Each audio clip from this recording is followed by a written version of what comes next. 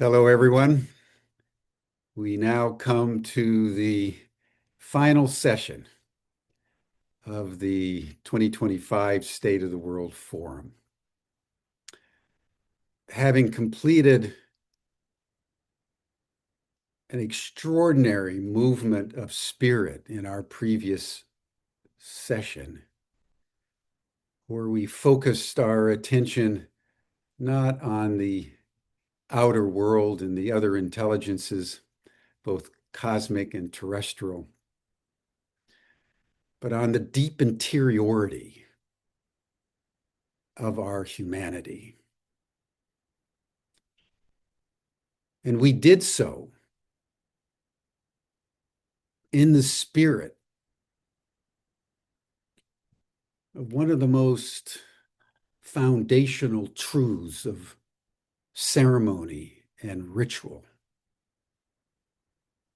handed down over the millennia all over the world. And that the space between the ablution, the cleansing, and the sacrifice, the space between, is the holy of holies. Because it is in that space that human intention, embedded in the heart, is purified. So the session this morning was the sanctum sanctorum of the forum. Once that purification takes place and the trauma is transmuted into creativity and compassion and forgiveness and healing and love,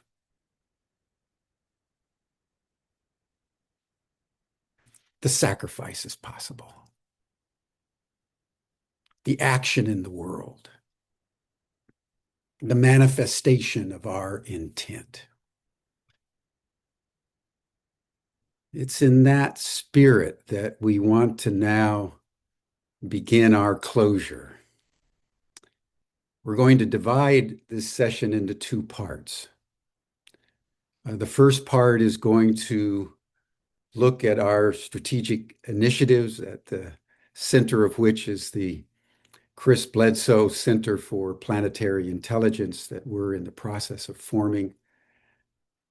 And about an hour in, we'll take a break and show a video, and then we'll begin our final ceremony that will mirror the opening ceremony with which we began on Sunday, 3 days ago.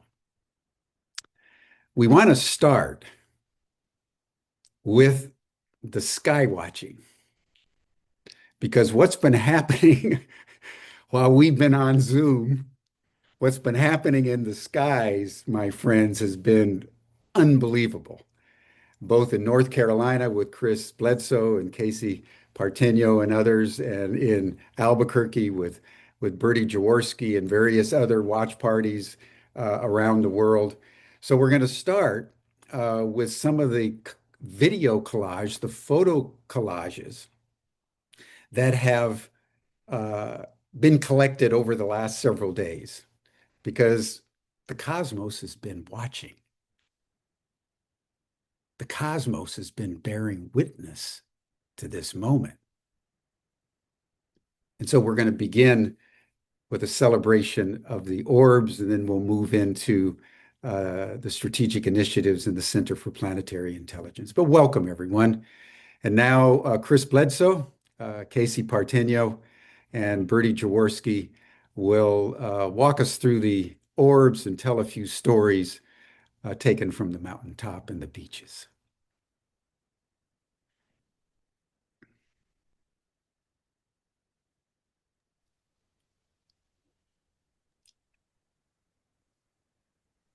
Hmm.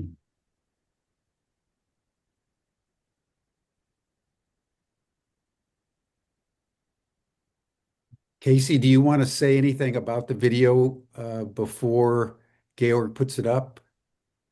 Yeah, so we've been having sky watches here in North Carolina over the past 3 nights. Just had some amazing experiences. So we've collected all of the best footage from that, which we will be showing you all today, as well as going into some symbology that we've found recently with the group. And then we'll finish off with the psionics lens and go into that. So we'll sort of have 3 chapters to this video, and Chris is going to be talking over and kind of describing what you're seeing as we go through.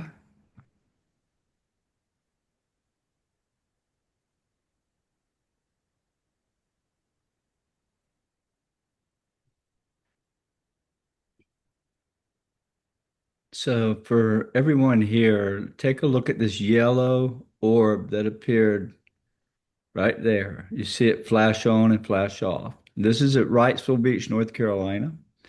I've been here since Saturday, and I guess we've collected over 600 videos since Saturday night. Every night, massive amounts of orbs appearing.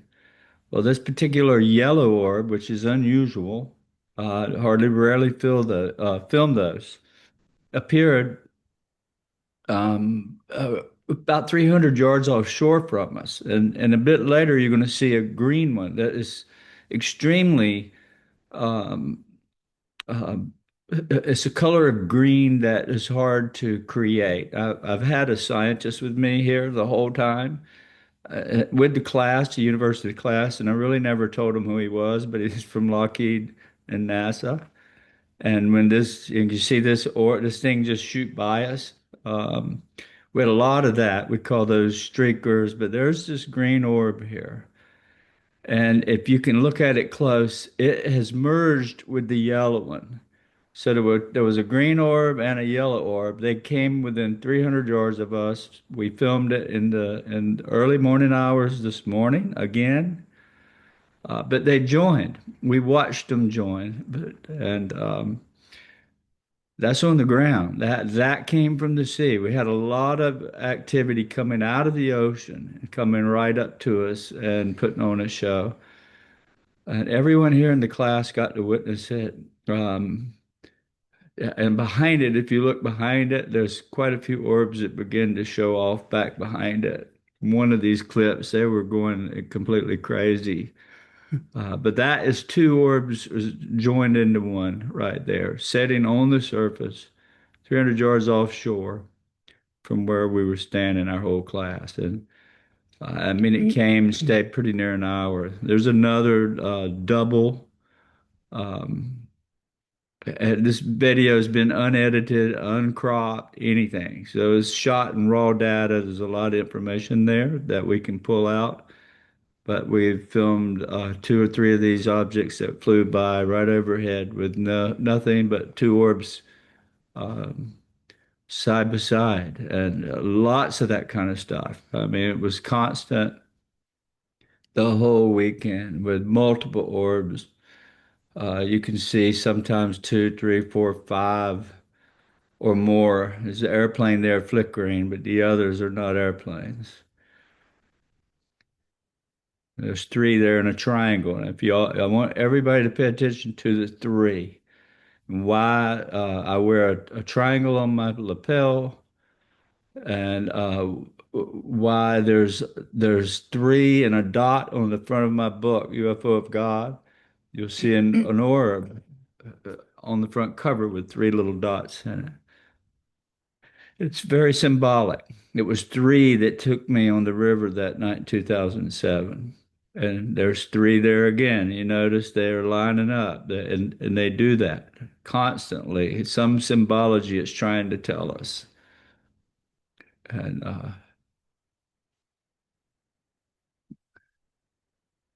constant all night, sometimes 10 or 15 orbs. And we had tons of these types of that came from the surface up. That was the crazy thing about it. It came from the surface and shot straight up, leaving a trail like that while filming this orb here.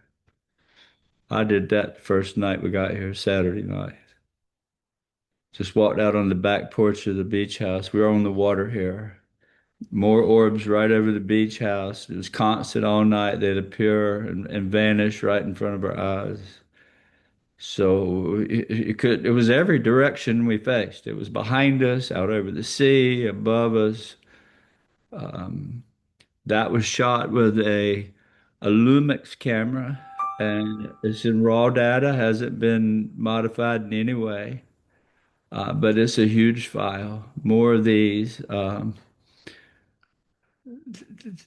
Just incredible amount of that kind of stuff all week. It's coming from the ground, shooting right over our head, just above us sometimes. There was so many videos, it's hard to keep up with. I mean, literally, we had very little time to go through with It, all this stuff. it was hard picking. Yeah, none of it's been, you can see the Pleiades there.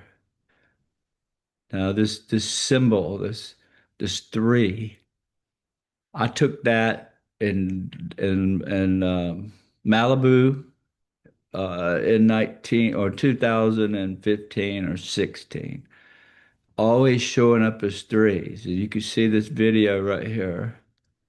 This is Casey took this in Arizona. You can notice it's in threes, setting as a triangle. So what is it telling us? What is this trying to tell us? Why is there three on the cover of my book? Why is it showing up to threes with Casey and many others? Is actually talking to us. And then last night, same thing. We filmed it on the ground, on the water, early this morning, just before sunup. It appeared again, right out behind my beach. Now look at Casey's neck. You see this little triangle appear. I've had these on me and many others get these three dots like that, three or a little triangle. And this dentist, that's this morning on Wrightsville Beach. That appeared that's 300 yards away, just before daylight. Dennis is in our group, and he had to catch the airplane early this morning. And on his way out, he filmed that. And then he got a nice shot with a camera showing you where it's just sitting on the water.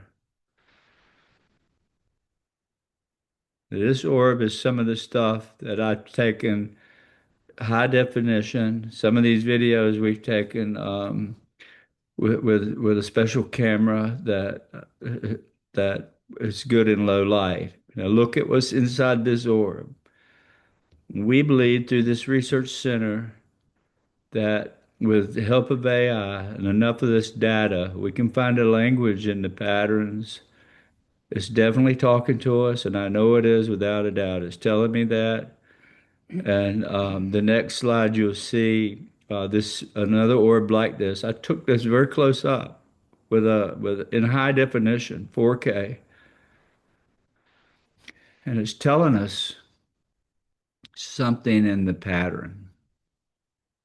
This one here has been stabilized by scientists and slowed down. Well, this is normal speed here, but you'll see when it slows down. That black line is where you're wobbling or you're shaking the camera, they just kind of bring it back. But you see what's swimming around inside this orb? This is the kind of detail I'm getting. I have 1,000 videos or more of this kind of detail. This thing's alive, it's real, it's watching us, it's connected to our conscience. It's always there. and it's just something I want to share with everyone. I'd love to have students that work with us, with me, trying to capture this and trying to figure out what it's saying. And that's what we aim to do. And I mean, a lot of people say that looks like a cell, a living cell. Well, that's your ball of light that you're seeing. That's what they look like inside. With the right equipment, with the right focus, and the right patience, you can get these kinds of photos, videos. I've been very successful at it and have a lot of this kind of data and got captured a lot this week, just like that, with that big camera.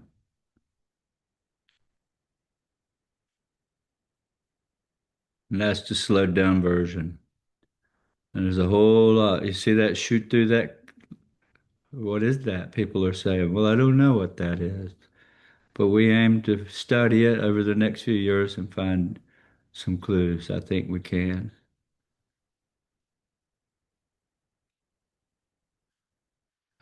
Beautiful. So what you're seeing there is the orb's getting brighter. It's starting to illuminate, get brighter and brighter till it washes the camera out. And that's one hard thing about filming this stuff because you're constantly fighting the ISO. Um, because if the orb's too bright, you got ISO too high, all you see is light. So it's a lot of work to, 19 years of this I've put in gathering just terabytes of data. And yeah, it's time the world knows and studies this. And I'm just excited to be a part.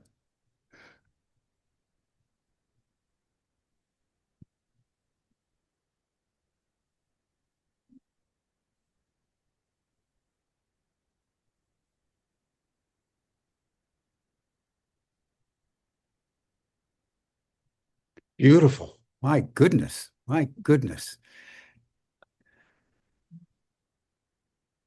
Deep mysteries. Deep, Yeah. deep, deep mysteries. This is incredible. So, Bertie, why don't we bring you in? Because while the orbs were over in North Carolina, they were also visiting out in New Mexico. And Bertie had very unique experiences there with her watch party. So, Bertie, why don't you come on in and tell us some of the highlights of your sky watching over the last couple of days? Hey, everybody. We did something a little bit different this time. I have a UFO group here in New Mexico, ABQ UFOs. It's the largest and most active group in the whole world. We have an incredible number of people involved in our UFO group. But over this past week, we decided to do something a little bit different. Normally, we have our phones out, our cameras out. We are trying to capture the orbs, trying to capture what we experienced. But over the past 2 nights, we decided, well, I decided and told everybody, let's turn all the technology off. Let's turn it off and see what happens. And so last night was incredible, but the night before, we had all of our cameras on. We got footage of orbs in the sky, like what you've seen with Chris and Casey. And we decided to turn our cameras off. And then we were walking down the mountain. We do our sky watches in the foothills here of the Sandia Mountains. And as we were walking down the mountain, carrying all of our stuff, we had this enormous, and I mean enormous, triangular ship whoosh, just whoosh over our heads. It blew us away. Of course, we didn't have our stuff out, so we couldn't take a picture of it. But we had 33 people there that experienced that. And then last night was the most incredible night of all. The last night of the Sky Watches for this forum. We went out, and before we all meet at the parking lot, and we all walk together because we have a lot of people who need a little help walking. And so we waited in the parking lot, and I told everybody, hey guys, let's just be human beings experiencing this phenomenon. Let's forget about the technology. Let's completely forget about it. So we had everyone put their phones, their cameras, and their cars, lock them up, and we walked up and we did this deep, deep meditation, this deep kind of a calling of the forces meditation for an hour. And then we saw this incredible saucer shaped ship just descend from the heavens, just absolutely descend over us. And then it flew off and it landed, and we could see where it landed. Now, I live in Albuquerque, New Mexico, in the foothills of the Sandias, and we were at one part of the Sandias. So the ship landed in another part of the Sandias, probably 2 miles away, I would guess. Hard to say, but we could see it land. And at the moment that it landed, every single one of us, all of us that were collected together, 32 of us, we all received the same message at the same time. And we have been talking and texting about it ever since. We all received this message that this will happen again in May when we do a class with Chris. So this was a message for Chris and Jim and myself that the ships, they're going to come, they're going to come, they're going to land, they're going to talk to us. It was an absolutely incredible moment. And I do believe that turning off the technology opened us up in a way that was beautiful and special and allowed us to experience this on a level that we wouldn't have if we were looking through a screen. So we had an absolutely incredible experience last night in Albuquerque, New Mexico. Wow. Wow. That's pure grace, everyone. That's an act of grace. What Chris saw and what Bertie and her team experienced. And there's more to come because that's what's up for humanity. So, in that spirit, I want to segue to the Center for Planetary Intelligence, which is a strategic initiative of the State of the World Forum. And I want to just say in a preliminary way that in the original forum, our tagline was transforming conversations that matter into actions that make a difference. So we had numerous strategic initiatives. And as we begin the new State of the World Forum, we're keeping that ethos alive so that we're having conversations like we've had over the last few days, but we're always looking for traction in the world. And the principal initiative that is going to emerge out of this forum, among a few others that I will indicate as we move forward, is the Center for Planetary Intelligence. And this idea really happened out of conversations that we were having with Chris and his passion for the land there in North Carolina and his passion to do research on the orbs.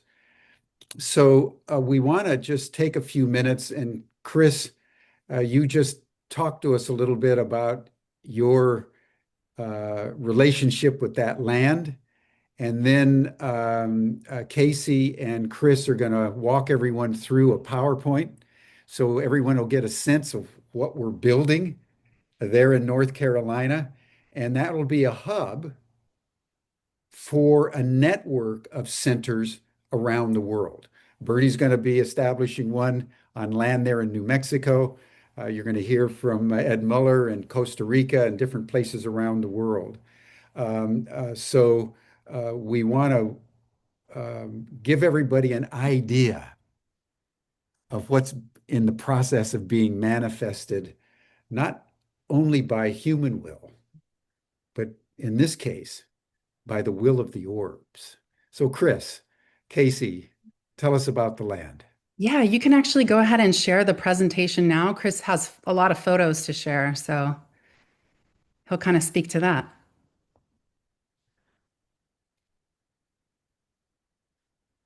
Okay, so we dive into land from here. Yep, you can go to the next slide, please.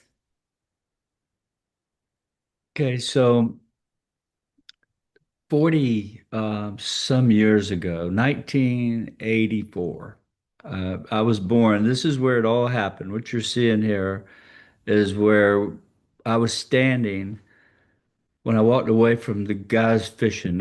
You can see that little bucket in the top right, or that little chair. They were all sitting right there fishing when I walked away. And this shot on the bottom left corner is where I left, walking up towards the field away from my group. And the bottom right photo is where I found Chris Jr. hiding up under these dense shrubs when I came back from that experience in 2007, January the 8th of '07.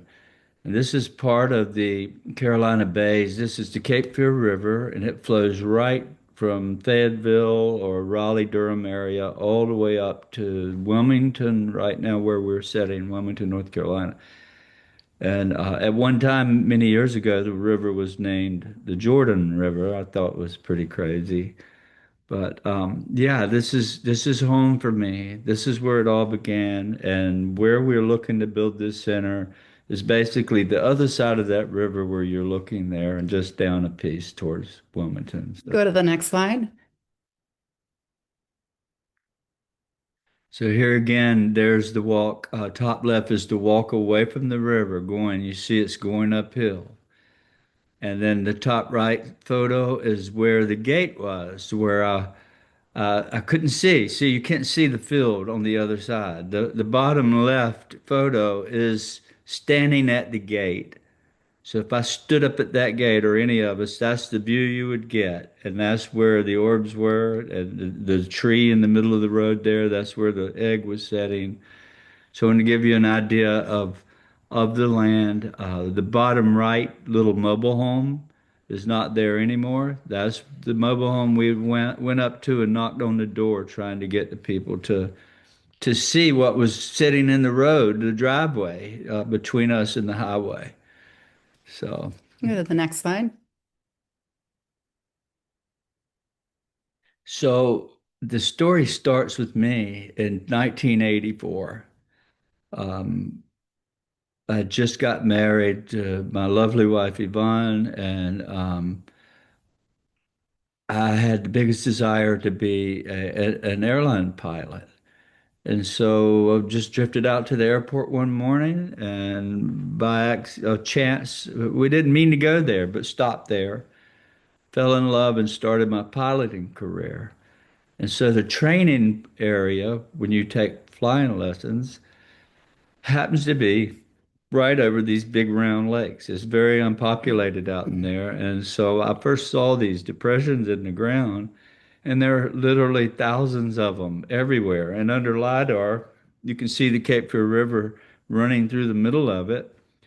And all these depressions, some you can't see, some are lakes, some are just discolorations in the soil. You see a big field, and there's a black round area. So I always wondered what that was, and it put it into my psyche. And I hunted this area as a young person, hunted, and but after what happened in 2007, I got a knock on the door a year later, 2008. Dr. Howlett Povenmire from NASA comes knocking on my door, and began to tell me about the Carolina Bays and the connection to strange things, and the tektites, these Georgia tektites, unique. They're unique tektites. There's a couple of different kinds. One's called an Indochinite, which they find them all over. But the specific type of tektite they find, called the Georgia tektite, they find them up and down what they call the fall line, which is the H shore, I-95, going east, north, and south along the East Coast. is built along the fall line. So there are like 500,000 of these depressions that are ranging from New Jersey to Georgia. So if you got in a satellite and you counted them, there's over 500,000. Well, of that, 95% are right there in that county, Bladen County. And the soil is full of meteorites. It's got high levels of that in the soil. And it all adds to it's a beautiful place. And you can go You go to ahead the if you next want to, slide, yeah. next slide. The land is absolutely pristine. The lakes and you see the old Spanish moss and the trees and the water table. There's no shortage of water here. You dig down a couple 3 feet, you're going to hit water. All these round lakes were made by this impact that happened. This is Grand Central to that impact. Go to the next slide. There are carnivorous plants in this area. The wildlife is just unbelievable. The amount of deer and one of the largest black bear populations in North Carolina or even anywhere is in this area.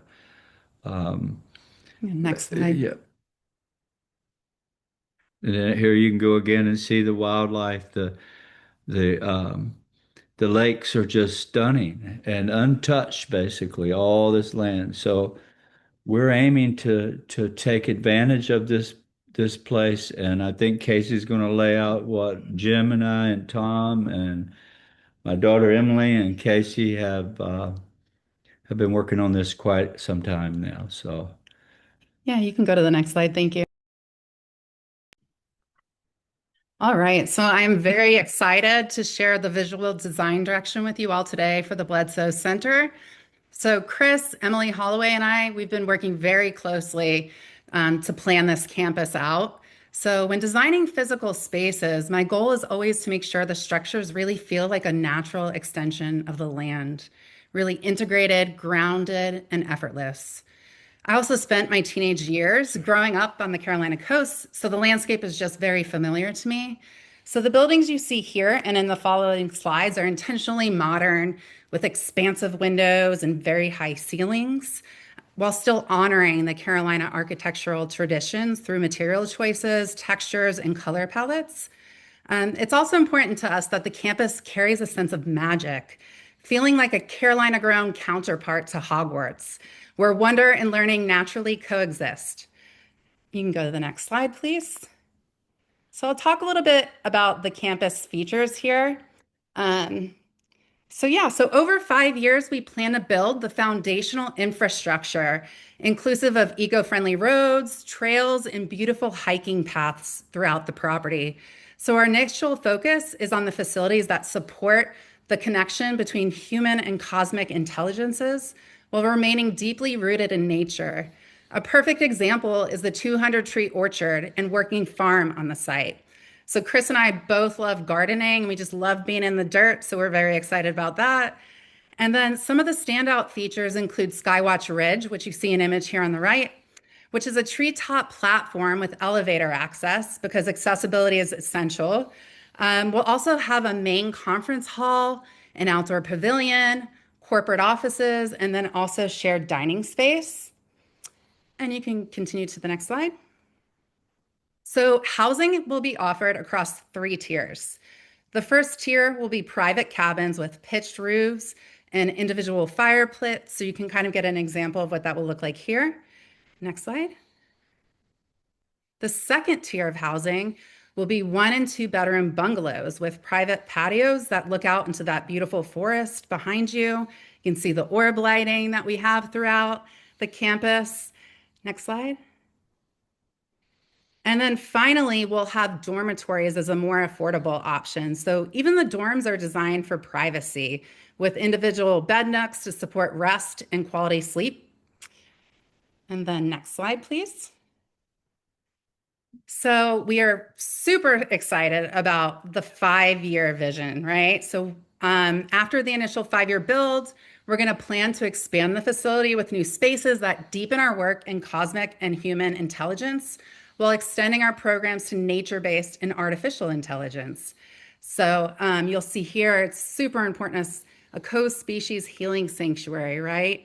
Having that connection between humans and animals, a scientific research lab to study the phenomenon, an AI and innovation studio, that NHI connection, a botanical teaching center as well, right? Our connection to plants, nature, an amphitheater, bringing in that sound and beautiful healing.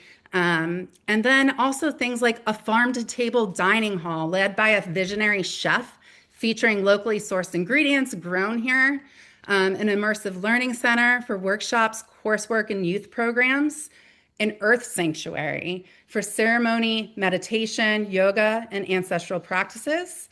And then finally, an arts and media center, which Emily will really help to shape the vision for, incorporating fine art, music, and sound healing. We also plan to partner with major artists. So, Chris, I don't know if you want to speak a little bit about some of the artists and things we hope to do. Well, I have a vision, because of like my friend Sammy Hagar and many others that I've met. A lot of these guys have read my book, Alice Cooper and his beautiful wife, Cheryl.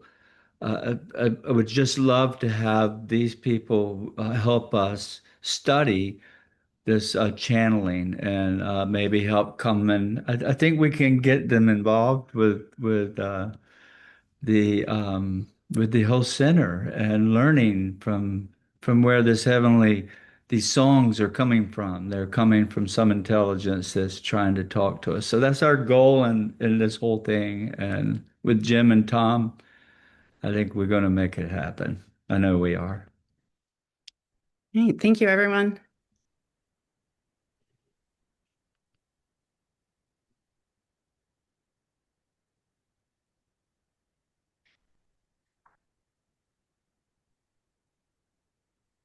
There we go. Well, thank you. Thank you. This is extraordinary. Your vision of possibility. I want to now bring in Dahlia and Ed and Saskia to join Tom because what we want to now uh, talk about is the mission of the center in a broader way. Bertie, you join as well uh, because we're building the center there in North Carolina. And at the heart of that is the research that Chris wants to do on these orbs. Orbs are appearing all over the world by the thousands every day. They've shut down airports. They're shutting down military bases. They're not only here over the United States, they're in Russia, they're in Europe, they're in Asia, they're in Africa. There's something going on about the orbs. And Chris, as you can see from the last photos, is getting close to figuring out a Rosetta Stone, everybody. Because if we can crack the code for how the orbs are communicating with us, that will be a cosmological breakthrough of Copernican proportions. So that's what Chris is going to be doing there. And we'll have a conference center, sky watching, et cetera, et cetera. From the center, this is where it goes global. We're going to be launching a global education campaign to teach people the language of consciousness. Because as we've been discussing over the last 3 days, we got 4 intelligences, 1 future. We are not alone and we can't make it alone. So we humans have got to learn clairvoyance. We've got to learn the language of consciousness. So what we want to lay out now is just the rollout starting in January of 2026, just a month from now. And I will just call on each of the faculty that we're going to have so you all have a sense of what's possible as we humans now take up the challenge and in fact the accountability the historical accountability to learn clairvoyance. And we're going to start with Bertie, who is our principal partner, actually, in the extraterrestrial studies program at Ubiquity University, which is the first academic program in the world on extraterrestrial studies. And Bertie is our foundational partner. So Bertie, take a few minutes and describe what we're going to do the third week of January. And these are all courses, by the way, that are open to everybody. And Georg is going to put the link in the chat. But Bertie, tell us what's Hey guys, you do not have to be a super secret psychic spy to participate in this class in January. In January, I am going to be holding a class for Ubiquity University where we talk about how we can communicate with all of these other intelligences. I'm going to teach you techniques where you can literally talk with ETs from all kinds of places, where you can talk with non-human intelligences here on this earth, such as whales and dolphins or other kinds of amazing species. We're going to have 5 days of non-human chat. That is the name of the class. 5 days of non-human chat. That's what we're going to do. We're going to be literally talking with all of these intelligences over the next 5 days. I'm so excited for this class. I cannot wait. You guys don't have to know any remote viewing ahead of time. This is a standalone course where you can drop right in, and I am going to teach you techniques so that you can absolutely have conversations with whales, dolphins, anyone in our entire history, Einstein, any of our major incredible people across the way. And of course, we're going to talk with ETs. So it's going to be an amazing class. I hope all of you join us in this class. It's going to be off the chain. It's going to be super cool. Thank you, Bertie. And Bertie, you might just say a word about the work that we are starting to plan together around ET contact and communication and collaboration, so that while Yes. Chris is working on the orbs, Bertie's Yes, working absolutely. on the ETs. So Just a one word of the about things that this class is going to be kind of a launching point for is for our new with Ubiquity University, and Jim is going to be our new Citizens Diplomacy Corps. We're going to actually reach out to the cosmos and ask, what can we do? How can we help? How can we be a good partner to you? We're going to literally be creating relationships between us, our human population, and these populations out there. So the course is going to be a launching point for this, and we're going to continue this work as we go forward. Now, I have already been working in this field, talking with many species out there, as have many of my students, but now we're going to open it up so that every single one of you can absolutely become an ambassador and an interplanetary ambassador and talk with these species and come to a relationship where we can understand each other better. We can understand who we are as human beings, because they have a better understanding of us than we do of ourselves.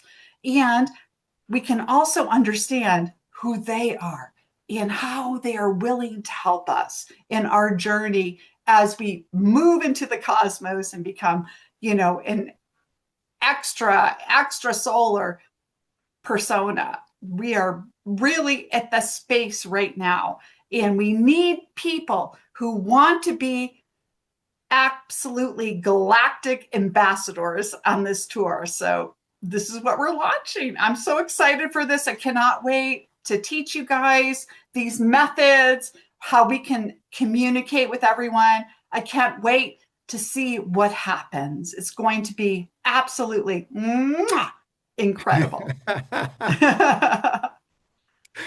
Thank you so much, Bertie. I just want to say, everyone, working with Bertie over the last year or two, developing these courses to teach intelligible communication has been a true privilege and an honor. And so thank you, Bertie, for everything that you do.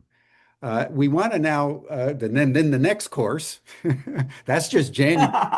The next course is going to be with Dahlia and Ledoux and Dahlia's partner, Alex Stefan. We all saw Dahlia and Ledoux yesterday, and its extraordinary capacity of mental telepathy and mind sight and clairvoyance. And so I wanted Dahlia on especially because when we talked a couple of weeks ago, I guess, Dahlia, and you described the course that you just convened and how you taught blind people without eyes to see. I mean, I experienced ontological shock.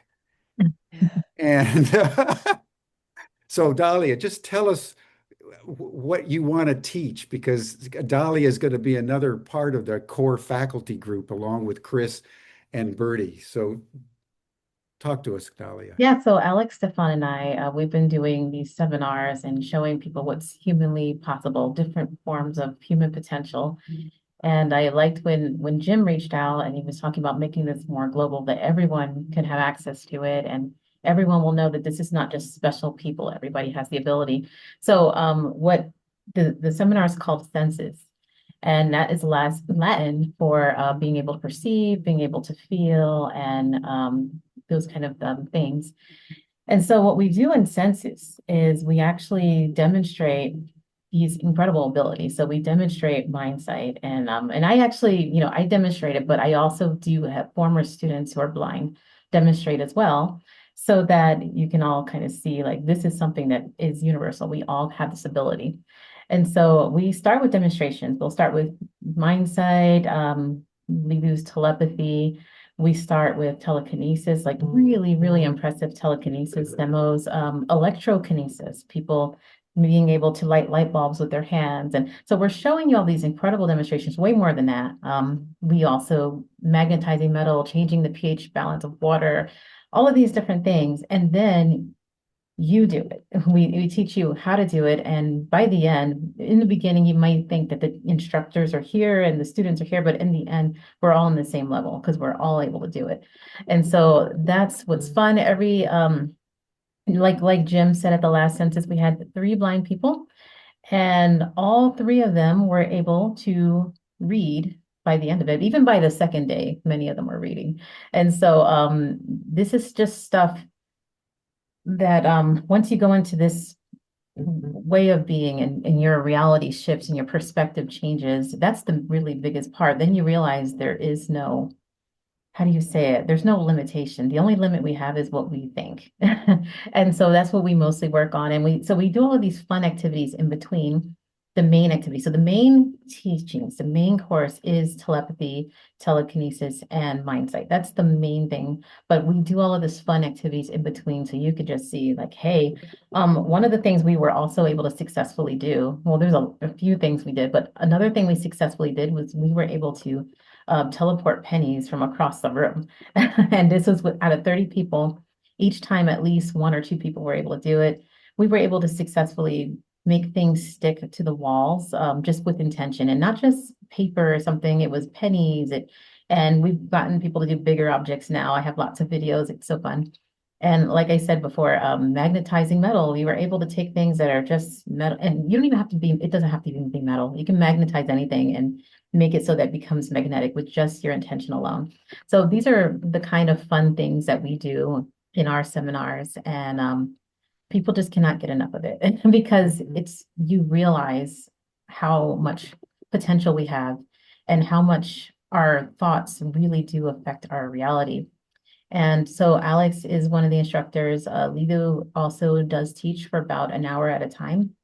She'll come in, she'll do a little lesson, she'll answer questions, and then she'll go. It's always impactful. In fact, whenever Lidu's there, people just don't care about the rest of the stuff. They say, "Hey, we want her to just stay," and and I'm like, "No, Lidu, only an hour for Lidu." But yeah, these are just the most incredible, fun experiences. And when you have these kind of experiences with the group, you just become you just become a family. You just all end up really, really getting close and becoming so much more powerful together. So that's the kind of thing we are going to be doing with Ubiquitous University, and very, very excited for the world to start learning what they're capable of, what humans especially are capable of, just by being born a human. Yeah, it's our birthright. Mhm. This is our birthright. This is the mother tongue, everyone. This is the mother tongue. I wanted to answer, I just saw the last question. Someone said, would someone who lost their sight through, it doesn't matter how you lost your sight. And yes, I've worked with people with macular degeneration. I've worked with people who have no eyes at all that lost their, I worked with people who have never seen in their entire life, and people who have RP. Even if you're just losing your eyesight, another side effect of this training is I always take your eyesight in the beginning and then we check it at the end. Everybody tends to have an improvement in their eyesight. A lot of people end up not needing their glasses anymore. And this is just a side effect. It's not something I purposely do. And I'm not doing anything in particular to make it happen, but it happens to happen in every seminar. And the stigmatism goes away, people's reading glasses go away, people who needed glasses for 20 years, they no longer need it. And so that's a little side effect that happens with us sighted people. So we actually take your eye test in the beginning and then at the end, and so you can see the difference. Well, as someone who's worn glasses, Dahlia, since he was 12 years old, I want to sit next to you when we get to that part of the program. That would be phenomenal.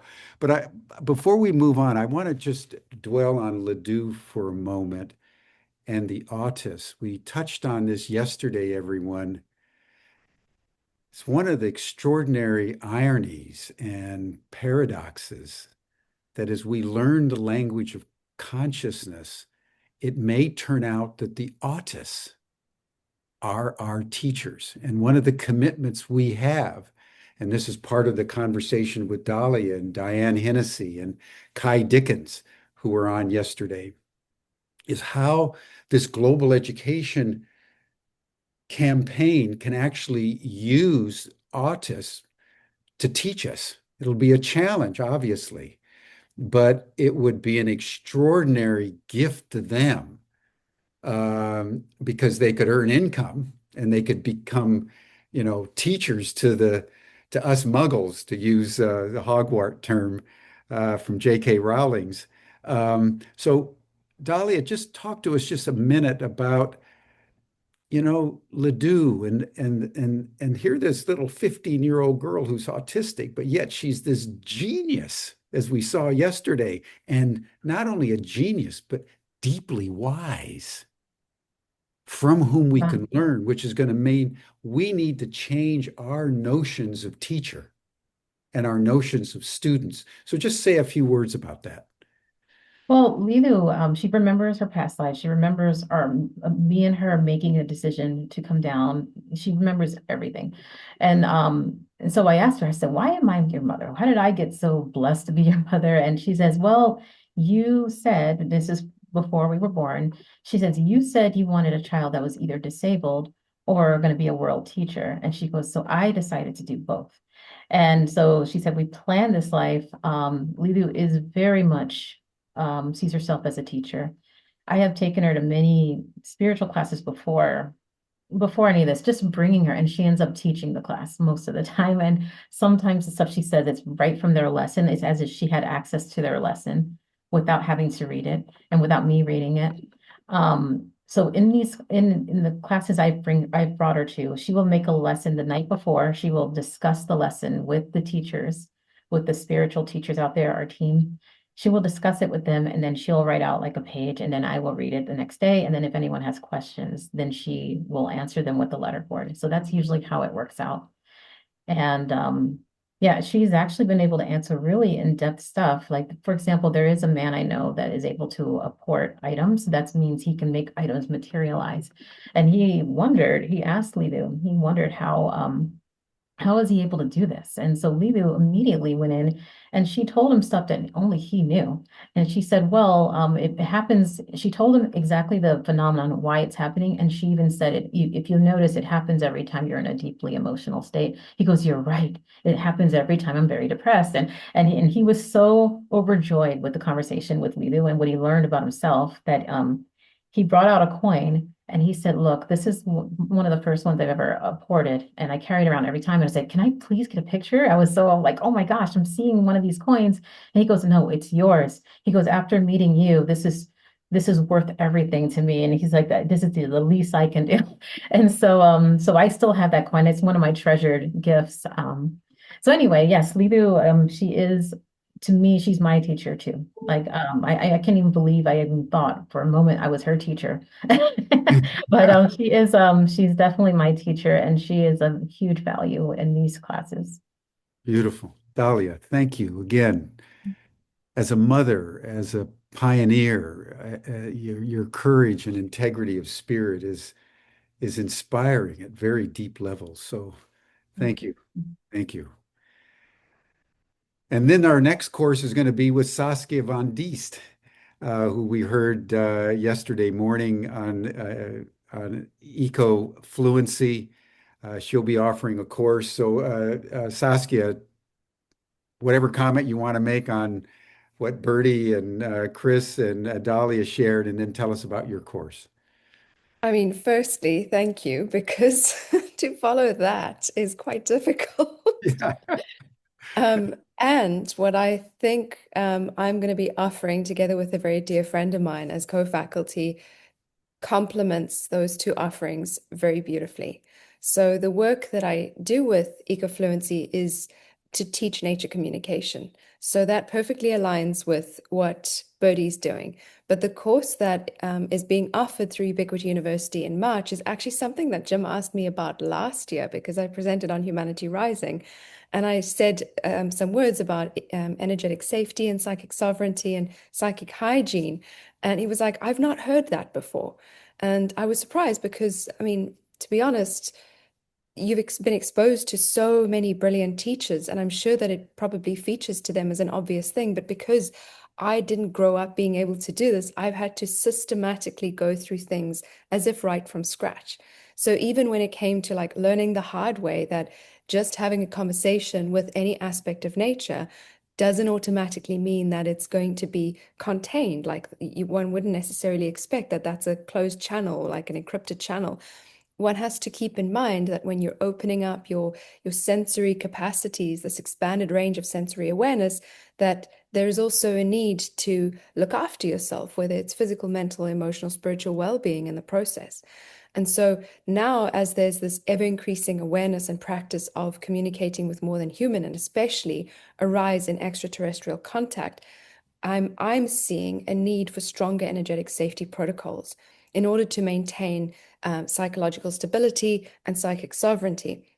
And this is really necessary for safety, efficiency, clarity in communication with any aspect of nature.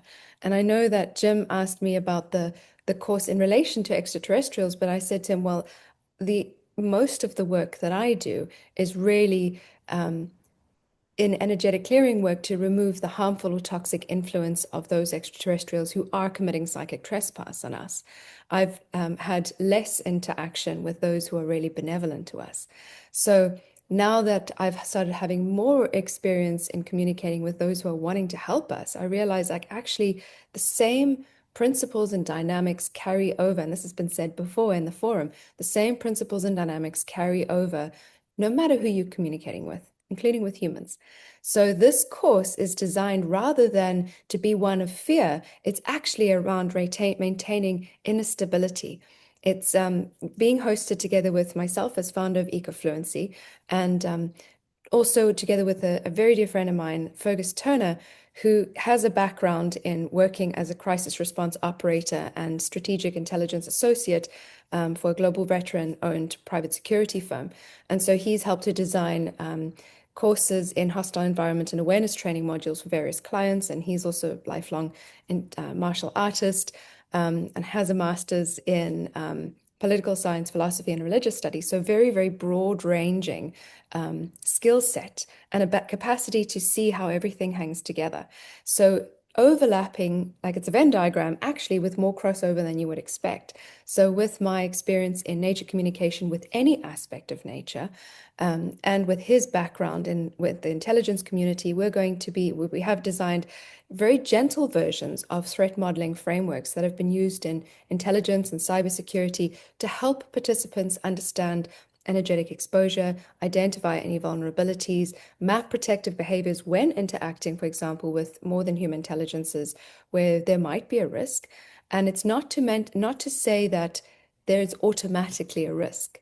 It's more to say, as humans, we are mortal, we're vulnerable, we are by nature messy in our minds, and we have needs that need to be met in ways that extraterrestrials might not understand. So it's more about managing our own energy field and making sure that we are preparing our space so that you can speak from a place of true clarity. So it complements what Dahlia and what Birdie are going to be presenting quite well, I believe, because it's first and foremost about saying, like, make sure that if I mean, we're all slightly damaged vessels, but if we can heal that vessel, then we speak more clearly as an oracle. So fortifying the form, making sure that once you've fortified the form, then the formless can be invited in because we have trust in ourselves first and foremost. Because we can always just hope for the best, but it actually makes sense to also prepare properly beforehand, and not that we're expecting the worst, but make sure that we've got all our bases covered. So really making sure that there is internal stability and security so that there's clarity in whatever communication comes about, because this is what's needed going forward. Is if we're using information that we're receiving through our subtle senses, we're going to need ever more precision, especially if we're wanting to increase the practice of this worldwide and be using the information that comes through in these decisions to be included in very high-risk decision-making. And so this is where, for example, it complements the quite forensic approach that Birdie takes in her teaching. This is also it, because as an ex-academic, I love that very specific systematic approach that we take to this work that can very often be thought of as quite woo.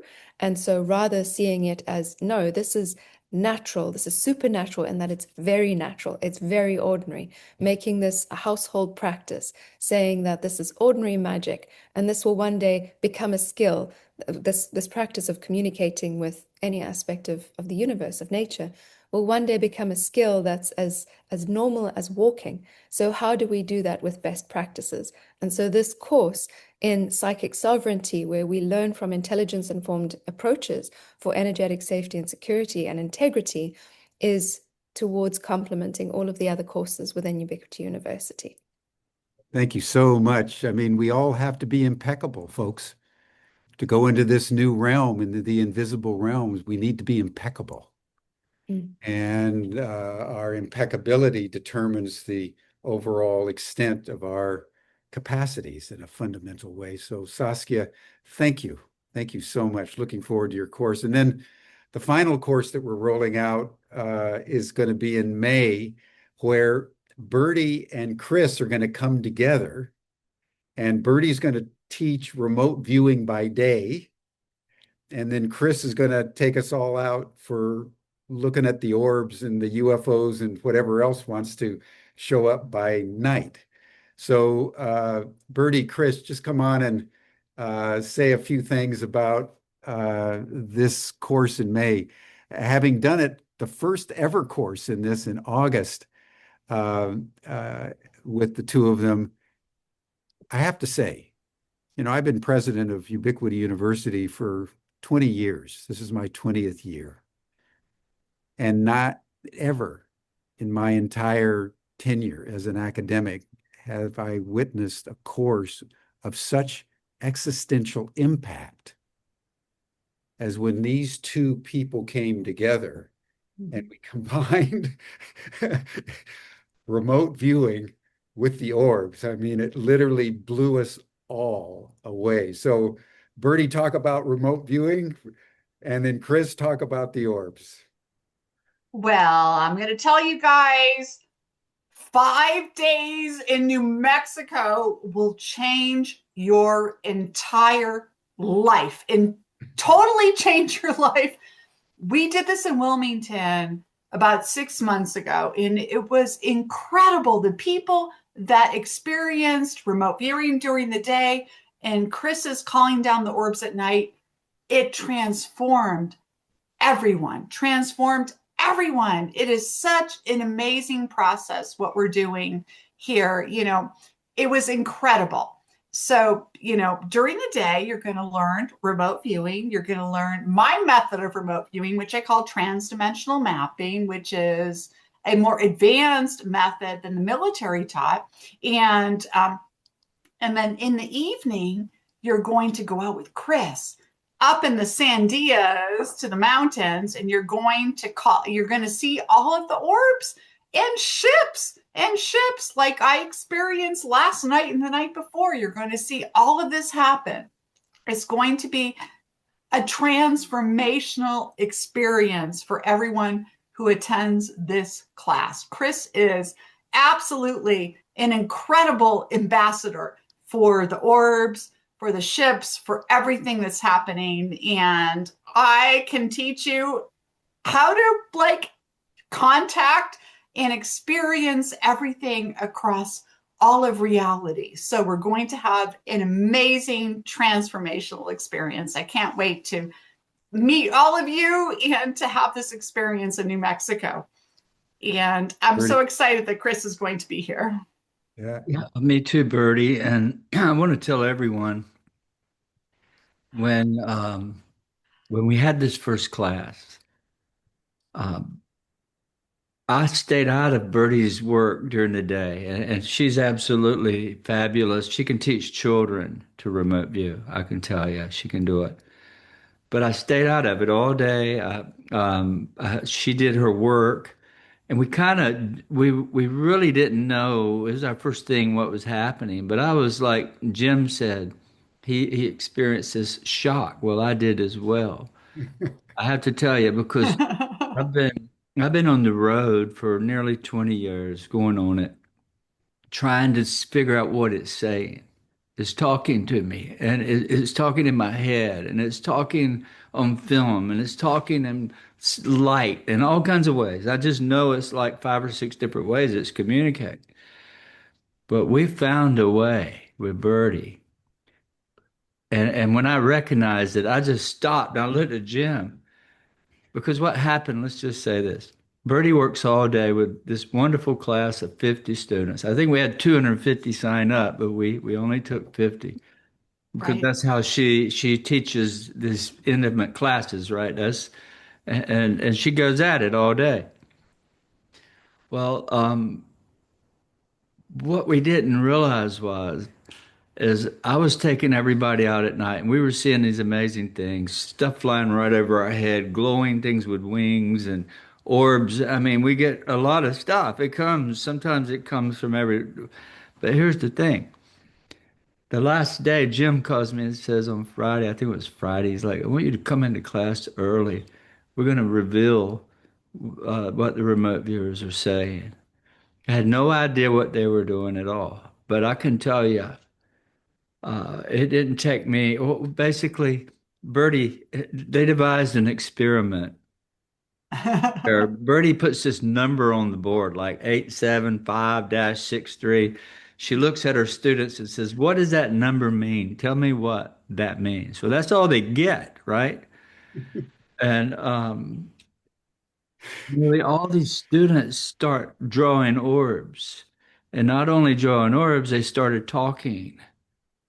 They were speaking, they were getting messages, everyone, from what these orbs are saying. And some of the things they were saying, only I would have known from the nearly 20 years of research. So I was blown away. I was shocked. I said, Jim, I looked at him in front of the whole class. I said, the orbs are talking to us right now. And that's what they were doing. So I think we've found a way between Bertie and with these classes. You can definitely learn to remote view, and I think we can all learn a form of communication. There's one form of many. That's part of what we're doing together. So it's very important, the work that we're doing. And I encourage everyone to sign up and come and be a part of this because we're going to do it several times a year. It won't be just once. And hope we can find the Rosetta Stone, and that's what we're looking for. Thank you, Chris. Absolutely. Absolutely, Chris. I mean, this is what we did. What I gave my students, and they didn't know because in remote viewing, you look at everything blind, like what Chris was saying. I only give you random numbers, and everyone explained and detailed Chris's experience in such a deep level. They were able to see him, to see the orbs, to see what was happening between them, to see that communication. And it was the most beautiful thing that I have ever experienced. It was an incredible experience. So I And can't wait that's for you guys to join us in May. yeah, and You're in Albuquerque. Remember, that's how we discovered Casey, because Right. Casey And Casey had and come to the Casey and course, and Casey, it was Casey that who is had the working with, best remote yeah, viewing on Chris's meeting with Our Lady. So but I'm right. telling you, folks, this stuff is real, and you're all welcome. So anyway, let's move on. but Uh, one more point I want to yeah, say is in that reveal, Bertie, if you remember, several people kept talking about the land and the land, Yes. merchants of the Yes. land. Well, they didn't know I'd been Yes. researching this land and walking it and working on this idea for a lot longer than today, right? A long time I've been working on it. It's when they started talking about this land, and I knew immediately it's where we should be and what we should be doing, this planetary research thing. So they were talking about our institute. that's right. Before, Absolutely, they were. They were describing everything that you experienced, Chris. Everything that you experienced. They showed the orbs, the lady, the beautiful, beautiful communication that happened, and they talked about the land. yeah. And you're right about that. So I'm so excited that we're going to be bringing this in May to everybody. So I can't wait. I can't wait to see you again. Me too. I'm Now looking. let's switch gears for a minute because, as Casey and Chris said at the beginning in the PowerPoint on the land, it's to do research, but it's also to demonstrate regeneration of the biosphere and biodiversity. Yes. So, one of our partners for the center is Ed Muller, who I'd like to bring in now, down there in Costa Rica, with a network of farms down there and a network of regeneration centers all over the world that we're going to work with over the next several months to partner with the center there in North Carolina, the Center for Planetary Intelligence. And what Ed is developing, which is a strategic initiative, is that World Mycelium Learning Network, how we can learn not just from the orbs, the ETs, but from the mushrooms as a key to regeneration. So, Ed, just take a few minutes to talk about that because it's very exciting. Yeah, thank you, Jim. Before I dive in, I just want to tell you that I got rid of my glasses 2 years ago. I can drive and I work I got to take Dahlia's course, man. without taking the course. I got Man, rid of I my gotta get glasses. rid of my glasses. Yeah, I can even drive at night and everything. Nothing happens. Um, okay, so we had on Monday the session about code red, and it's clear that we are crossing dangerous tipping points. And we need to find real ways and to bring conditions for life back, which is my definition of regeneration. And oddly enough, my conceptual framework of regeneration is nature at the base, connected through a toroid to the universe through spirituality. And that's where this dimension comes in. Um, so I've been working on this for many, many decades.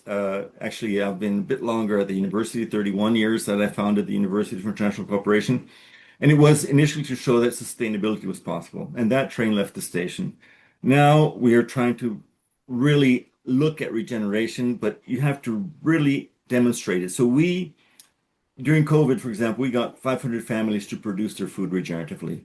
But it was not only that. We managed to regenerate the soil, we built soil, and we actually got insects to increase their populations 20-fold. So we can bring biodiversity. I have cattle projects where I'm bringing land back to biological corridors by giving land back by intensifying the cattle. So we have all these beautiful experiences around the world. We have so many experts working on this, but we're all disconnected and we need to start collaborating. So I found a university to be able to do that, but with 30, 50 students, you don't get to the tipping point of the global movement. So that I was just thinking of how to bring this about globally, to bring in the best teachers in the world. The John Fullersons, the Kate Raworths, the Stuart Cohens, all these people have been working for years. Myself, I've been working for so long on this. But then also the experiences on the ground. All these experiences are invisible. When I started Costa Rica Regenerativa, Regenerate Costa Rica in 2018, within 6 months, I had 80 projects that were regenerative. They weren't called that because that word wasn't being used, but they're sites that are doing things, but they're all invisible. They might have a small web page.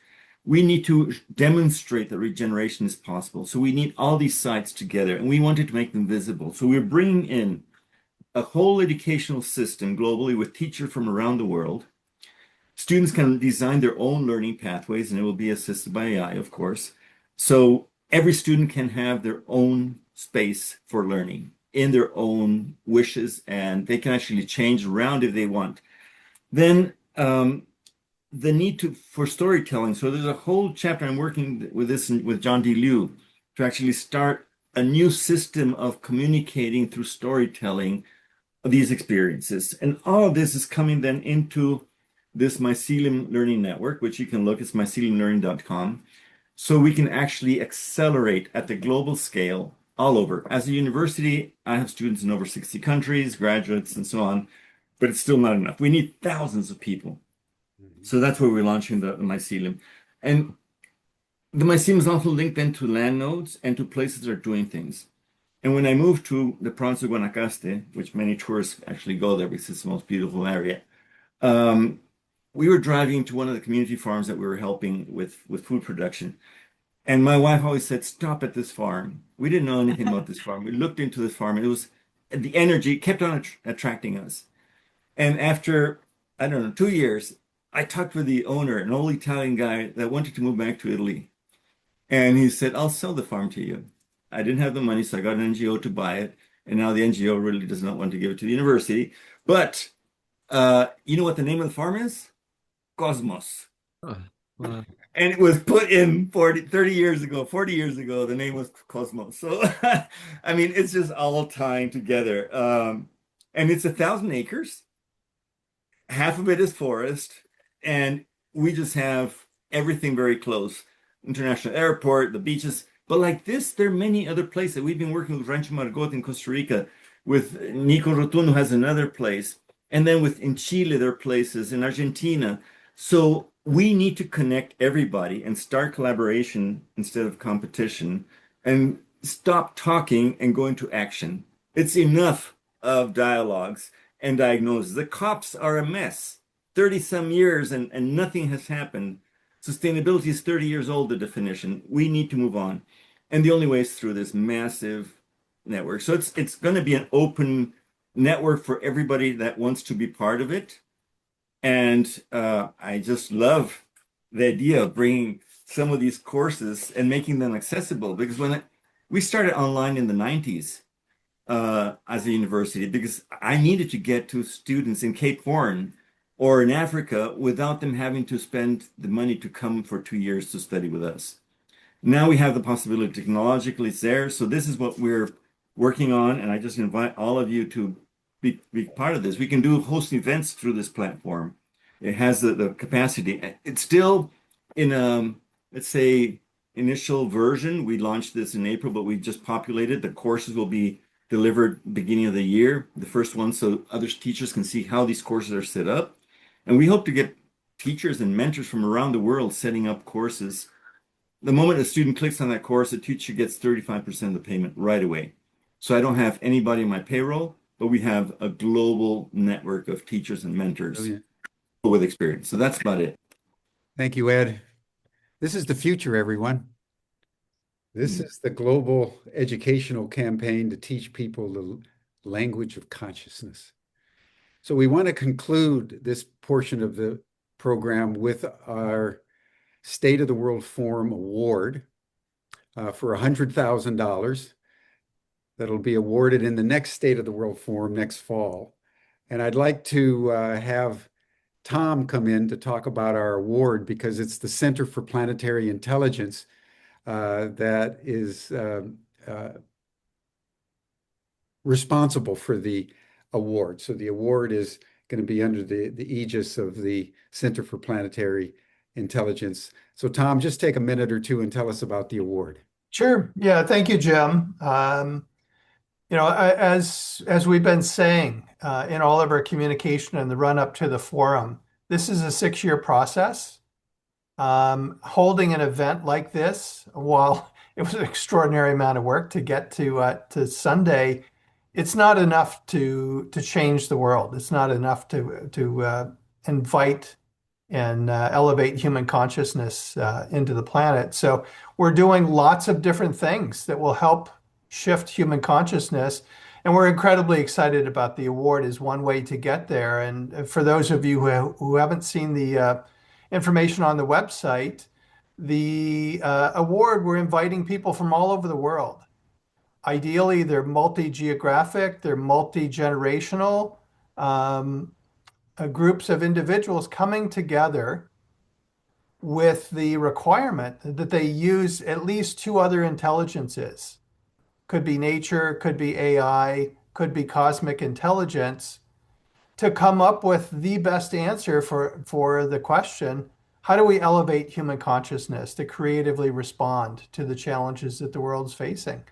And so we've already been getting submissions for the award. It's extraordinary how quickly people jumped at the chance to assemble teams and to start thinking through how do we elevate human consciousness?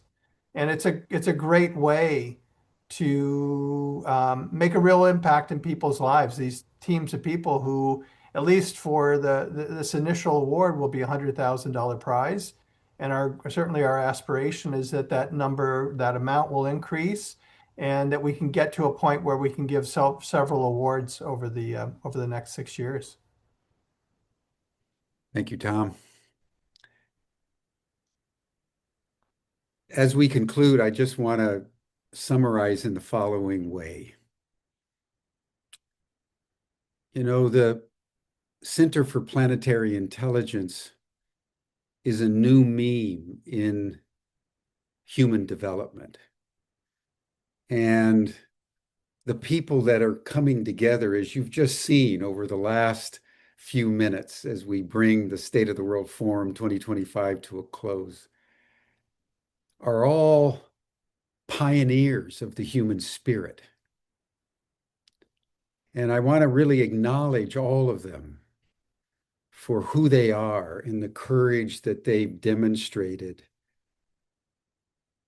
in their respective fields, and what the center, through all the courses and the award and the partnerships with the mushrooms and all of that, at the heart of it is building a global network. Because individually, we can do what we can do, but collectively, we can change the world. And that is what we need to do between 2025 and 2030.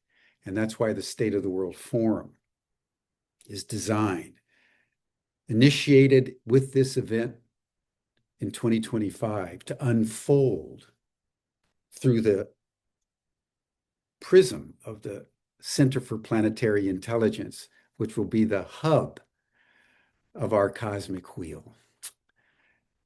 So thank you, everyone. We'll bring this portion to a close. Georg is going to now play a video, and then we'll come back for our closing ceremony. But to all of you who participated today, I'm deeply grateful, and I salute you all.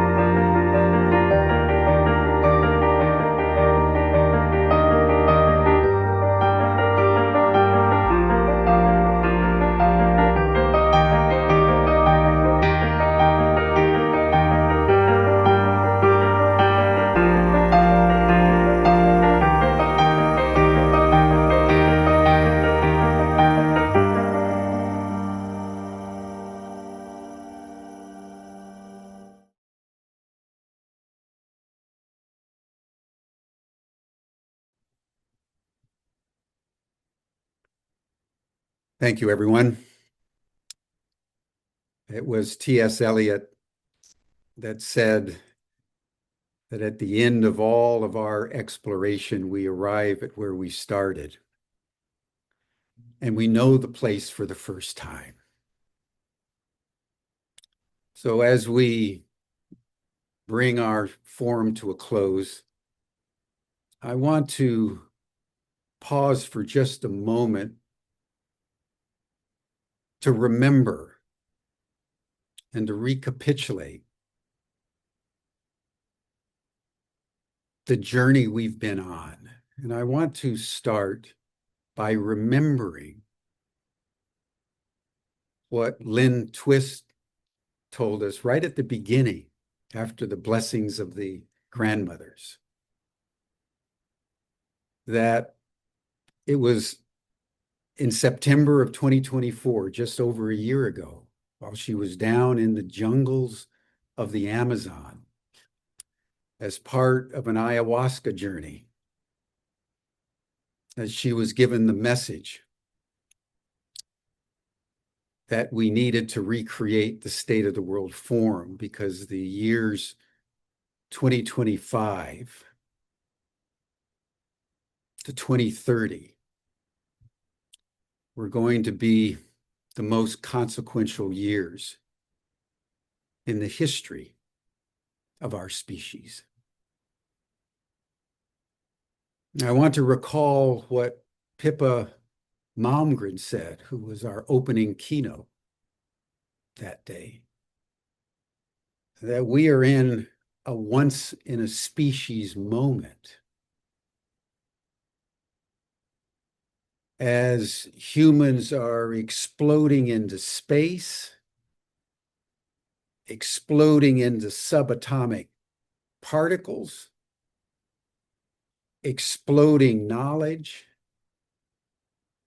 and exploding language. And that this is a time when we need to remember, as Anne Paulina said, who followed Pippa, we need to remember our ancestors. And Anne Paulina is part of a tribe that has been on the same piece of land in Australia for the last 50,000 years. So the farther out we go in this moment, the impeccability we need to ground ourselves in is ancestral memory, because nothing that seeks innovation will endure unless it is grounded in the memory of the ancestors. So everything that we are doing, everything that we have talked about, has originated not by human agency,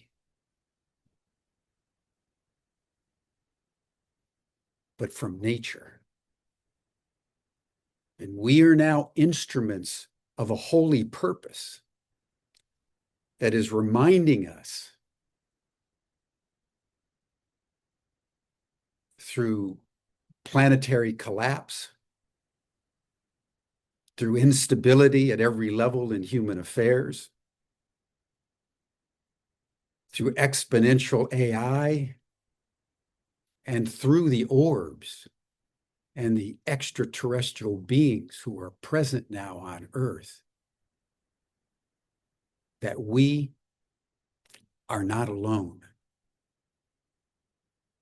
And we can't make it alone. We have four intelligences: human, nature, artificial, and cosmic. And we only have one future. So the great challenge of our time is how humanity learns to intelligibly communicate with nature, AI, and cosmos. And that's why we need to learn the language of consciousness. This is the State of the World Forum in its essence. And we do so as we launch our strategic initiative, advised by something that the great public intellectual of our time, Yuval Harari, has said in many of his books, that the great superpower of our species is not language, it's not the ability to make tools. The great superpower of our species, he says, is our capacity to build collective, now global, flexible networks of trust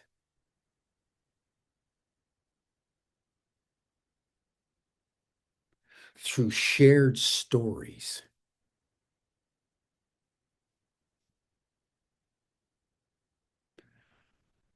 What we most fundamentally are seeking to do through the State of the World Forum is initiate into the global commons a new shared story, a new paradigm.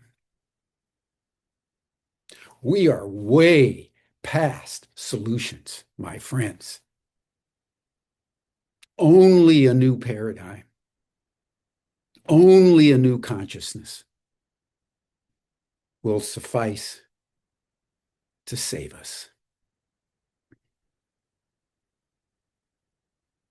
The consciousness that produces the problem can't solve the problem.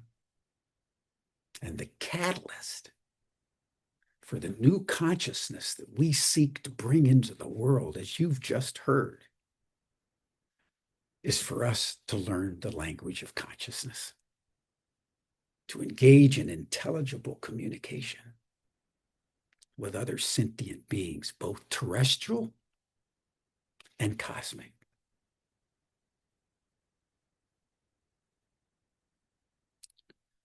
So in that spirit, we want to close by honoring our cosmic moment. Because what I have learned through this process over this last year is the true destiny of humankind. We are not here to establish domination over nature.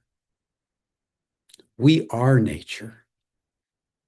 Mother Earth created our kind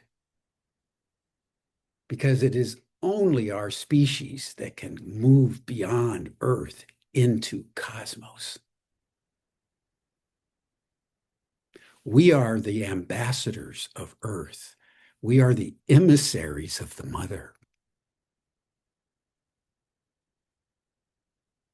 That's why we're grounding the Center for Planetary Intelligence in the Mother.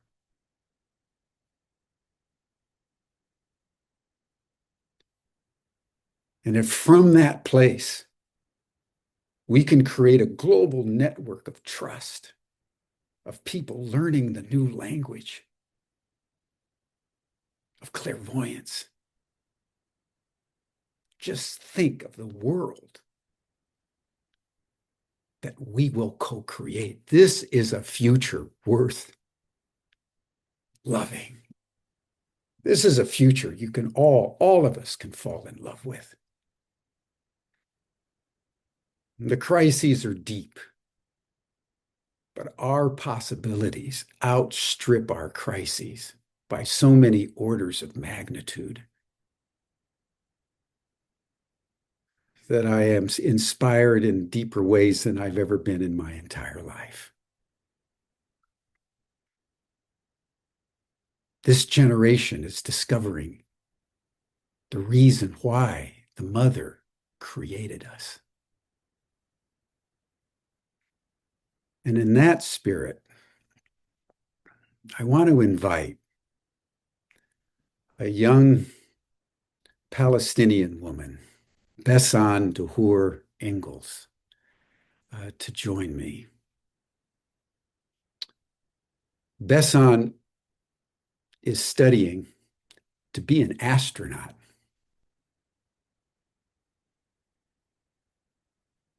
And she wants to go out into space to bring the four intelligences together around food. So, Besan, I just want you as a Gen Z, as an astronaut in training, just to talk about why you want to go out into space at this moment with your life. Thank you, Jim. I'm beyond honored to be here and deeply, deeply humbled as well as it started this sacred family here. And yes, for the space, just as it started, I was born to a Palestinian father and a Moroccan mother, although I was never allowed to be in Palestine. But just recently, I understood how an intergenerational what I've been holding in my DNA and through my ancestors. I can never claim or take the suffering of the people that are there, but I went through a journey of understanding what is that, and I studied four religions. I went deeply in consciousness, learning and pranic healing, and I lived in four continents just to realize I'm rediscovering what's this healing part. And when it was done, it's all about this form. It's really consciousness. Then I understood the states that need to be needed and how it can be transformed, and to go beyond blame and to understand the cycles of trauma and what they cause. And through this journey, there was also, let me call it extraterrestrial help. And I was interested in the space from an aspect where I realized that from a scientific perspective, the Earth is a one ecosystem. And I started to go beyond from a consciousness level, what is beyond Earth? And to balance that, as it was in secret, I started to study the science of it.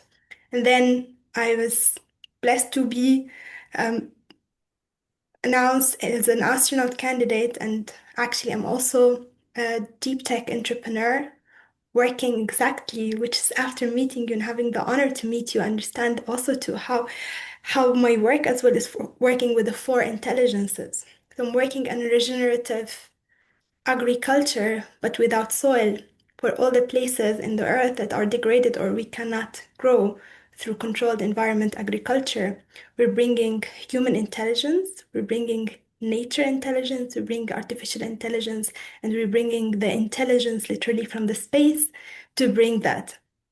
So again, I'm deeply honored that I am in such a space where I've been navigating this without knowing that there is this extended family of people. So that's really an honor, and it's grounding. And as you said, it's the ancestors, and we do have all this connectedness of ancestors. And this is what brings the trauma to empathy, not from a sense of accepting or tolerancing. It's in the sense of having the awareness of this interconnectedness, and now beyond Earth. Before it was the global, and now it's the cosmic, as you say it, the connectiveness. And I really cannot wait what will be also meeting all the people here and connecting with these blessings that has been here, that I can see all the interconnectedness here. Beautiful, beautiful. Um, Besan, just stay on because I want to make a very special announcement, everyone. And I want to recall one of the Code Red issues that we discussed on Monday morning, the genocide in Gaza and the ethnic cleansing of the Palestinian people. What this young woman represents is what is possible for everybody if we're allowed to be free, if we're allowed to pursue our dreams, and we're given the respect of who we are simply because we're human. I want to also bring in something that was in the news about a month ago, where out of the rubble in Gaza, you saw the photographs of 30 to 40 young Palestinians all getting married together. It's both an act of resistance and an act of hope, regeneration for the future in the midst of the genocide. And what I realized is I got to know Besan and the extraordinary spirit with which she's living her life and the sophistication of mind to bring four intelligences to get together to produce food without soil, to feed people on Earth. I realized that we needed a strategic initiative. So as we bring this to a close, I want to announce that the State of the World Forum is going to be mobilizing a global campaign to nominate Besan and all those young Palestinians who were getting married for the Nobel Peace Prize for 2026.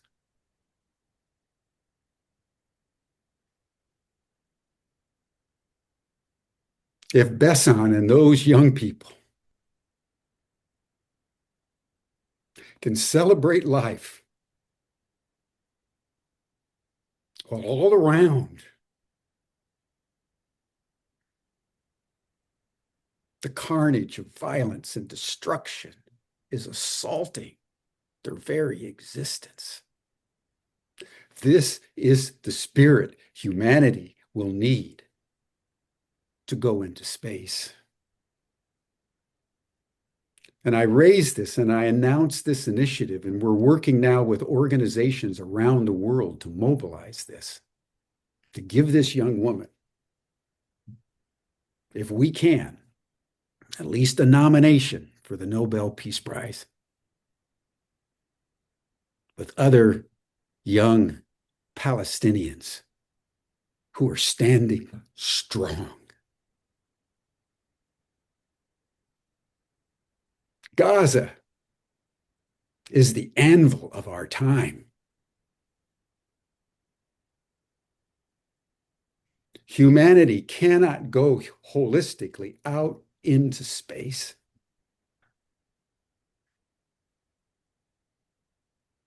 without honoring every human, whoever they are, whatever their ethnicity, whatever their class, whatever their gender.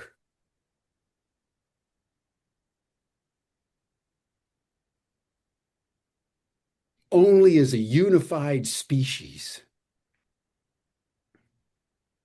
will we be able to garner the spiritual and intellectual and moral energy that it's going to take to move out into the cosmos in an alignment that brings us into the larger web of life. So, Besan, I want to salute you for everything that you're seeking to become. And I want to tell you that I'm going to do everything that I can to get you nominated for the Nobel Peace Prize for 2026, along with Palestinians everywhere, because you carry the future. I have Thank no you. words, Jim. Thank you. The capacity and what you're doing here on a universal level is the holding of all these spaces on a universal level. I have so much infinite deep respect for you. Thank you, my friend.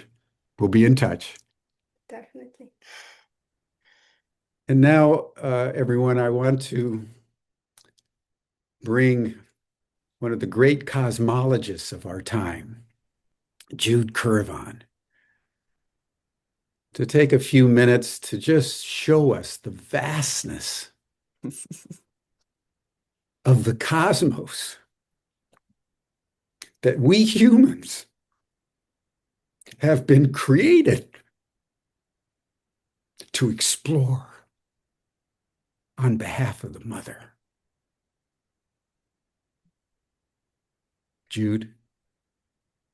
Thank you, Jim, and thank you, Besan, and everyone. And as we come to complete the forum, I invite us to recognize, acknowledge, and honor the cosmic intelligence of our entire universe. Ever-increasing scientific evidence at all scales of existence and numerous fields of research is overturning the paradigm of a merely material and mechanistic universe, which has resulted in our collective dis-ease of separation and trauma. Converging with universal and indigenous wisdom teachings, it's instead revealing a living universe that meaningfully exists and purposefully evolves as a unified entity, and where universal mind and consciousness are primary to its emergence and potential. Our universe began nearly 14 billion years ago, not in the implied chaos of a bang, but as the first moment of an exquisitely, wonderfully fine-tuned, ordered, and ongoing big breath that breathes the gift of life through our little breaths in every moment. Georg, first slide, please. Here we're looking more than 13.5 billion light years into space and 13.5 billion years back in time to the formation of the earliest galaxies, whirling communities of spinning stars and emergent promise. Second slide, please. Over billions of years, within spiral galaxies such as this and our own Milky Way, generations of stars have been born, lived, and died. Each has undertaken a wondrous alchemy, transmuting the simplicity of their initial hydrogen and helium into all the elements that would go on to evolve planets and plants and people. At the end of their lives, some of the largest exploded, and in their passing, bequeathed their elemental abundance to form immense interstellar clouds of hydrogen, stardust, and vitally, water ice. Slide 3, please. The precise and benevolent conditions within such clouds then enabled complex organic molecules to develop, the initiators of biological life. This is an image of one such cloud in the Eagle Nebula of our galaxy, and within whose nests are eggs or evaporating gaseous globules of future stars. These pillars of creation birthed our planetary system. But to evolve further, planetary homes were needed. And now we know that there are more planets in our galaxy than stars. Slide 4, please. Around 5 billion years ago, within such a cloud, a star exploded as a supernova. Its shock waves likely collapsing such an egg and its surrounding material. Again, not in chaos, but into a spinning disk around a protostar. Next slide. This is a 4.6 billion year old asteroid named Bennu. Material brought back from Bennu and recently analysed has confirmed the presence of amino acids, the building blocks of biological organisms, us, water, and crucially, all 5 nucleobases of DNA and RNA. Even before the birth of our planetary home Gaia, and unchanged ever since, and the same for all her biological children.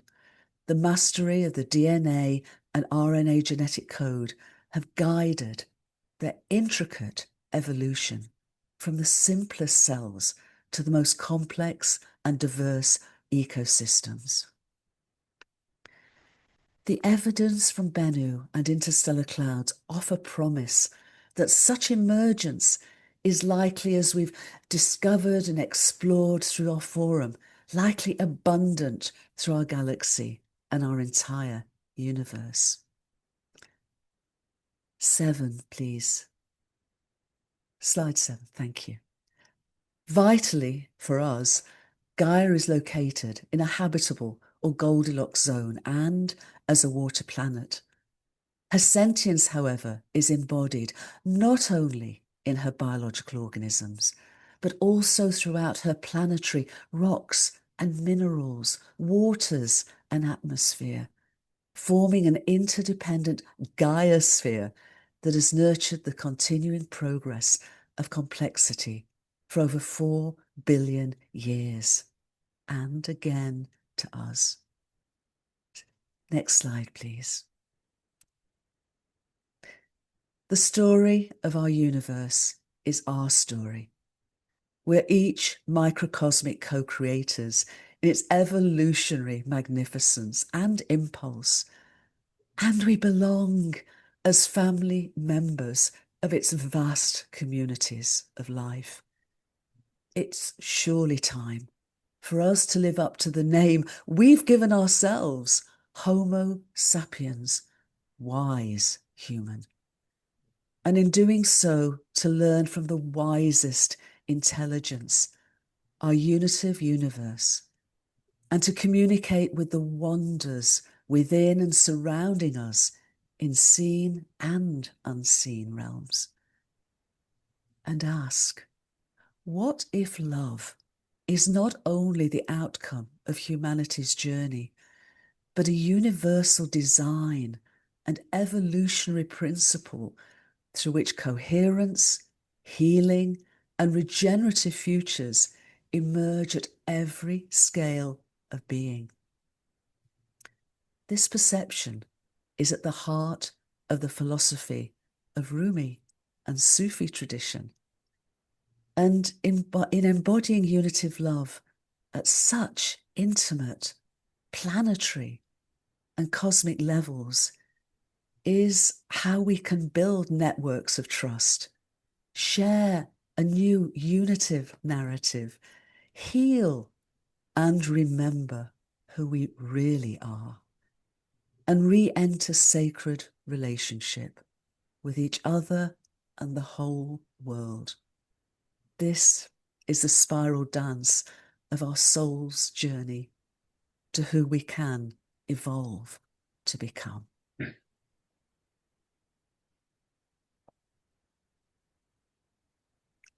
Jim. Thank you, Jude.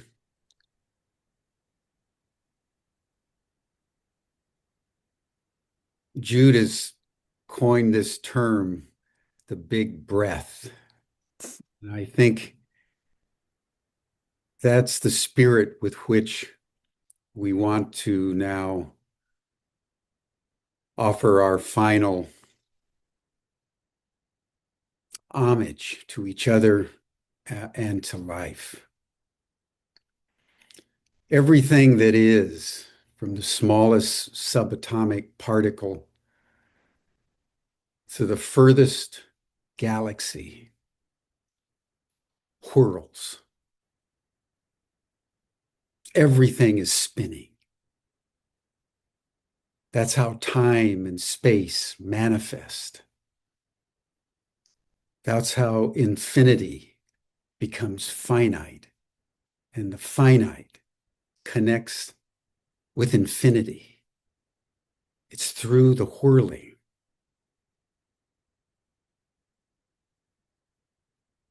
Today is the day, December 17th, that is known in history as the wedding day of Jalaluddin Rumi, the great Persian mystical poet of the 13th century, who developed all his poetry through whirling.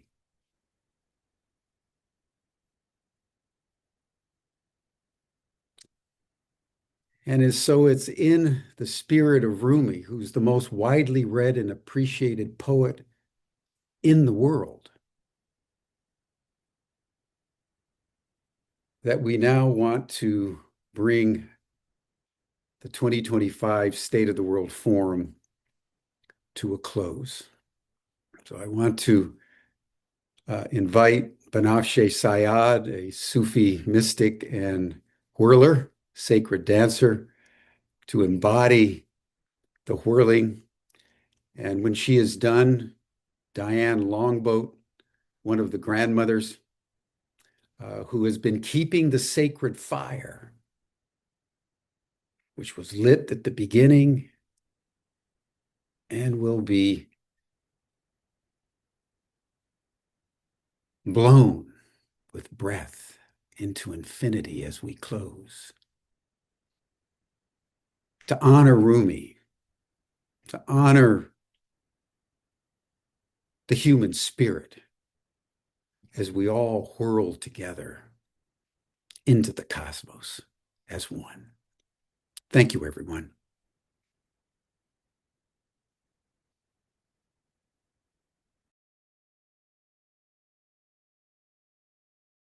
What a blessing to be with you all. Rumi spoke of consciousness as something that evolves from form to form, from intelligence to intelligence, until it remembers itself as one with its source. On the anniversary of his wedding, Rumi's passing into union with the beloved, I offer whirling in honor of this remembrance that our world is now being summoned into. But first, let us hear Rumi's words in Persian, then in English. از جمادی مردم و نامی شدم و از نما مردم به حیوان برزدم مردم از حیوانی و آدم شدم از چه ترسم کی زد مرگم کم شدم حمله دیگر بمیرم از بشر تا برآرم از ملایک بال و پر و از ملک هم بایدم جستن ز جو کل شیء هالک الا وجهه بار دیگر از ملک قربان شوم آنچه اندر وهم ناید آن شوم I died from the mineral state and became a plant. I died from plant life and rose into animal being. I died from the animal state and became human. So why should I fear? When did dying ever diminish me? Once more I shall die beyond the human, so I may lift my wings among the angels. And even from angelhood I must leap onward, for everything perishes except the face of the One. I shall die once again, this time from the angelic, and become what no imagination can conceive. بریز ای ابر در گوشم طنین ساز باران را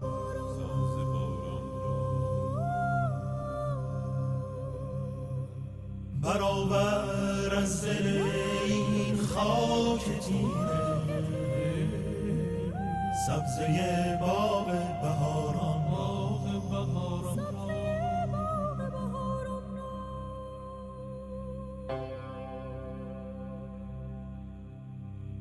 زمستان آب شد از شرم نوروز بهاران آمده امروز نوروز نوروز نوروز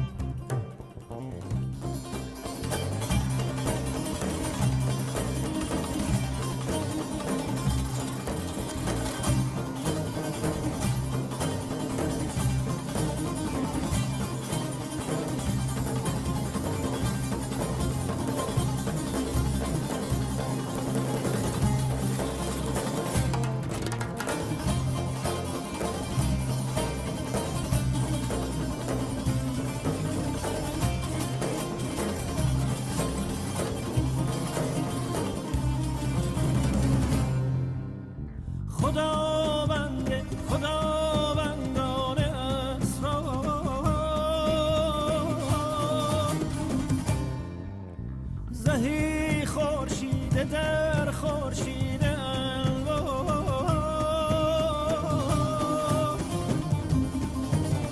ز عشق حسن تو خوبان محروم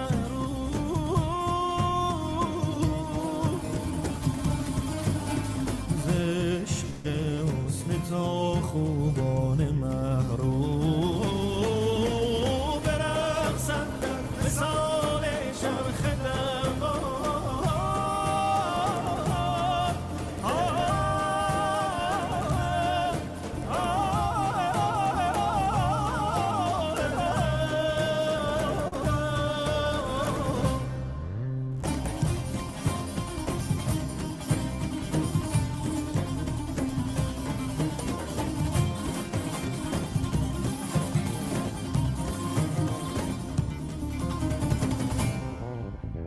اگر خواهی عطای جاودانی ز عالم‌های باقی ملک بسیار از آن باده که ویرانی اوش است از آن باده که ویرانی اوش است ز شمس و دل بستان و ز شمس حق و دین بستان و هشدار خداوندان اسرار زهی خورشید در خورشید انوار ز عشق حسن تو خوبان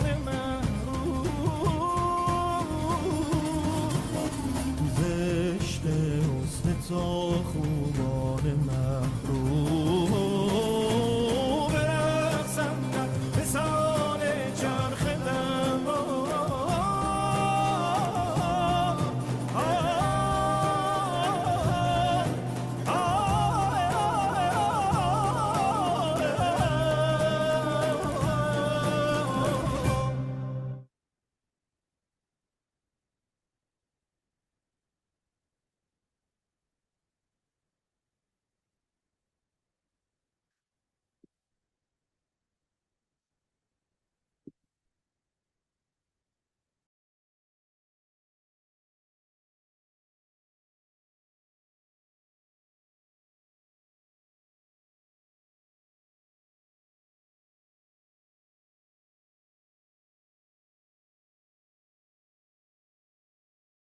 Sego, Scano, Sewakwego, my beloved relatives. My name is Gahandagwas. I am Mohawk and Turtle Clan, and I welcome you to the sacred fire that has been burning for you, for your healing and your protection, for the elevation of your consciousness, for your learning since Sunday when we began. I want to give you loving greetings on behalf of our chiefs, our clan mothers, and our faith keepers who are our spiritual leaders in this community. And I want to send my hearty greetings and love to Jim, to Tom, to Anita, for all of the hard work that was involved in bringing us together in this historic meeting. Thank you to the elders, sharing your deep and loving wisdom with us. I give thanks and honor to all of the speakers, to the young people in particular, who shared so much of their hopes for our collective future. We are at the precipice now, and it is only our spiritual intelligence grounded in the things that we've been talking about for these last 4 days that is going to see us through. I want to say nyawa to you, Sangwe Disam, for listening to my prayer, for creating this sacred fire, and for the power and the love that moves through this fire to join the human family together in a spirit of peace. And so with these words, I give thanks to you, our great creator, for the love that you have for us, the unconditional love and power that you have to defeat all evil. to defeat negative. And I stand with you, Creator, to be able to do that. And I say to you this day, thank you, my dear relatives, for joining me in this invocation. I send you my love, my respect. Meow.